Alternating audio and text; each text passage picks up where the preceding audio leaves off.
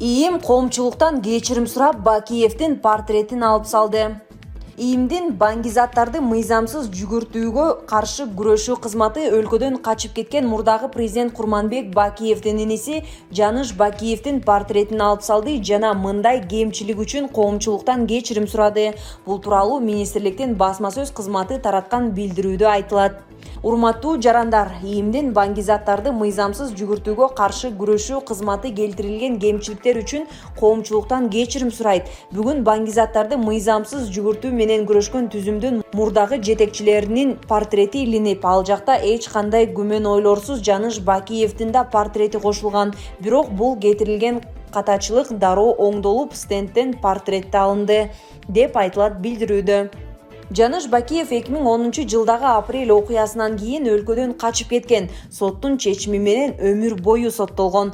Курманбек Бакиев Кыргызстанды 2005-жылдан 2010-жылга чейин башкарды. 2010-жылдагы көтөрүлүштө үй бүлөсү менен өлкөдөн качып, Белоруссиядан башпаанек алган.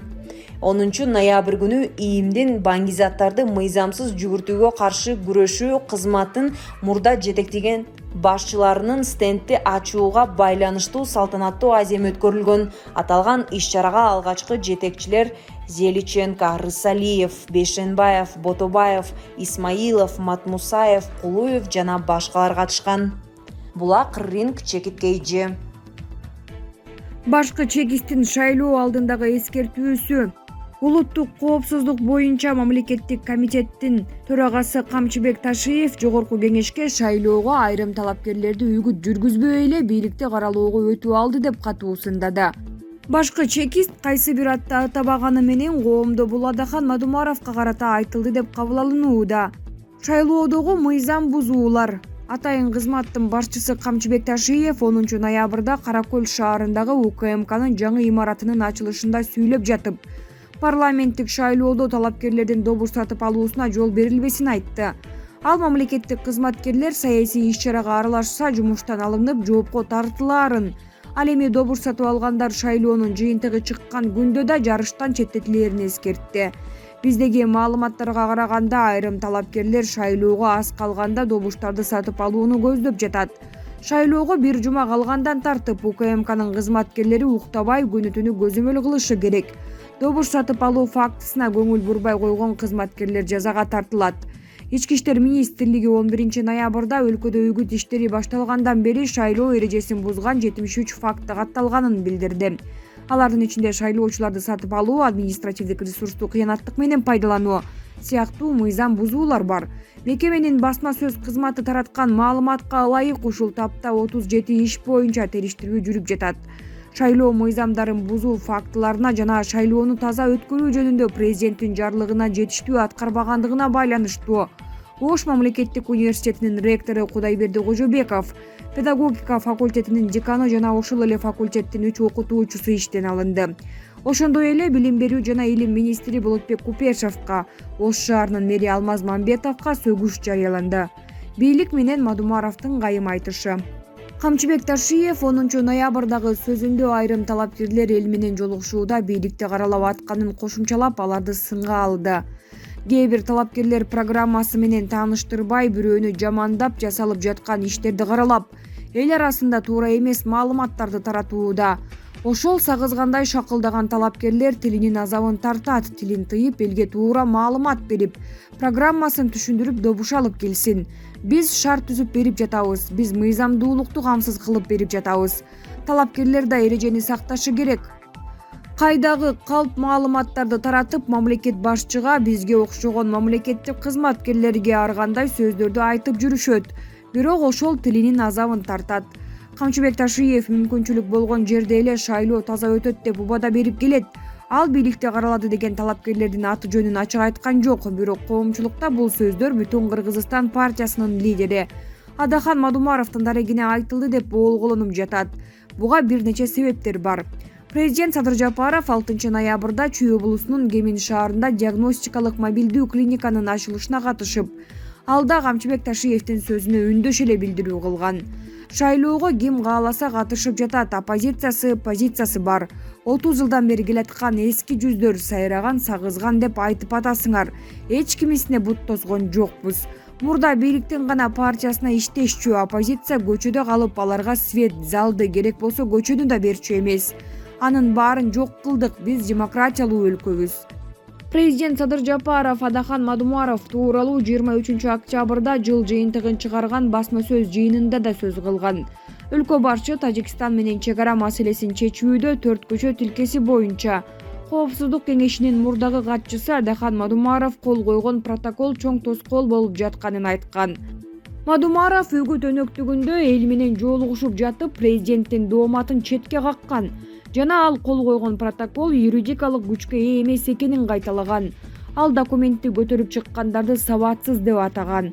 Камчыбек Ташиев Адахан Мадумаровго кайра жооп кайтарып, Баткендеги чек ара маселесине байланыштуу саясатчы туура эмес маалыматтарды айтып, элди адаштырып жатканын билдирген. Эки тараптын ачык болбосо да айым айтышуусу уланып келет. Мадумаров жетектеген Бүтүн Кыргызстан партиясы шайлоого оппозициялык күч катары катышып жатат. Саясатчы 11 ноябрда Токтогул шаарында шайлоочулар менен жолугушууда өзүнө айтылган азыркы сөздөргө жооп бергендей болду. Арамдыкты көрүп турсаң, колуң менен токтот деп буйрук берилди. Кайдыгерлик өтө чоң күнөө деп айтып жатат. Колуңдан келбесе тилиң менен токтот деп атат. Кээ бир тили жоктор тилге асылып жатат, тилден айланып кеткирлер. Токтогул району Кетмен төбө өрөөнү десе кимди түшүнөбүз? Токтогул эмнеси менен таанылган? Тили менен да. Ал Кетмен чапкан жок, банк курган жок, банкты уурдаган жок. Саякбай да тили менен таанылды. Кыргыз кылымдардан бери сөз баккан, сөздүн баркын билген. Кылычына баш ийбесе да сөзүнө баш ийген касиеттүү элбиз го. Муну кээ бир азаматтар түшүнбөйт. Алар көк кагаздын алдында гана баш ийип калышкан. Саясат талдоочу Шайырбек Маматокторов бийлик шайлоону адилеттүү, таза өткөрүү тууралуу кат-кат убадаларды берип, бирок атын атабаса да айрым талапкерлерди зекигене айтылган сөздөргө каршы келерин билдирген. Кээ бир талапкерлерди каралоону жергиликтүү бийлик буйрук катары кабыл алат. Демек мен президентке, Камчыбек Ташиевке жакпаган талапкерлерге каршы иштешим керек экен деген ойду пайда кылат. Ошондуктан өлкө жетекчилери, айрыкча президент, шайлоодо бир да талапкер партиянын атын айтпай, шайлоонун жалпы эрежелери тууралуу гана сүйлөш керек. Азыр бийликтин берген убадасы менен кылган иши төп келишпей калууда. Талкууга түшкөн билдирүү. Парламенттик шайлоонун үгүт иштеринде Адахан Мадумаровдун дагы бир сөзү коомчулукта талкуу жаратты. Ал шайлоочулардын 2010 жылы апрель окуясында ок жеп каза болгондор тууралуу суроосуна мындайча жооп берген. Менин көз карашымда 11 жылдан бери айтып келатам. Бардык нерсени өз ордуна коюш керек. Эч ким далилдей алган жок. Ошол өлгөн балдардын бирөөнү да алдынан ок тийген эмес. Бирөөнүн да денесинен алынган ок Кыргызстандын аскерлеринин мылтыгынан чыккан ок эмес. Көбүнө ок аркасынан тийген. Аңчылыкка колдонулган мылтыктан чыкканы аныкталды. 2010 жылы апрель окуясында ок жеп каза болгон 90го жакын баланын өлүмү тууралуу саясатчынын бул сөзү социалдык тармактарда сынга кабылды. Революциядан кийин мамлекетти башкарган убактылуу өкмөттүн мүчөсү Кеңешбек Дүйшөбаев Адахан Мадумаровдун сөзүнө жооп берди. Адахан Мадумаровдун өзүнөн кайсы медициналык экспертизанын жыйынтыгы менен сүйлөп жатканын сураш керек. Алатоо аянтында ок жеген ар бир кишиге соттук медициналык экспертиза жүргүзүлүп, каягына эмне ок тийгени, кандай жаракат алганы аныкталган. Анын баары далилденген. Прокуратура тергөө иликтеп, сот чечим чыгарган. Адахан Мадумаров айтып койсо эле боло береби? Же тергөөдө аңчылык курал колдонулганы жазылып турба? Андай жок да, саясий упай топтойм деп эле ар кайсына сүйлөй берген болбойт. Кыргызстанда парламенттик шайлоо 28 ноябрда өтөт. Ага 21 саясий партия, бир мандаттуу округдардан 300дөн ашуун талапкер атсалышууда. Жаңы мыйзамдарга ылайык аралаш система менен өтүүчү шайлоодо парламенттеги 90 орунга 54 депутат партиялар аркылуу, 36 депутат бир мандаттуу округдардан шайланып келет. Булак, Азаттык, Чекиторг. Жапаров көмүр маселесин чечүүгө 2 жума убакыт берди. Министрлер кабинетинин төрагасы Акылбек Жапаров республикалык штабтын кезектеги жыйынын өткөрүп, кышка даярдык тууралуу укту. Акылбек Жапаров белгилегендей, Токтогул суу сактагычында суунун топтолушу жана отун менен камсыз кылууда пайда болгон кыйынчылыктарга карабастан бардык маселелерди иштеп чыгуу зарыл. Негизги милдет калкты үзгүлтүксүз электр энергиясы жана отун менен камсыздоо. Учурда чиновниктердин шалаакылыгынан улам республиканын аймактары көмүр менен толук көлөмдө камсыз болбой жатат. Буга жол бербеши керек. Азыркы кырдаалды жөнгө салуу үчүн сиздерге 2 жума убакыт берем. Көмүрдү өз убагында камдоо, электр тармагындагы жүктөмдү азайтып, белгиленген лимиттерди сактоо шарт түзмөк, деди Жапаров.